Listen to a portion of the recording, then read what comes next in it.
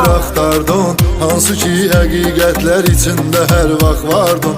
Nə gözəl 20 faiz torpağını qaytardın. Sən bütövlüklə gəlirsən xoş Azərbaycan, yaşa Azərbaycan.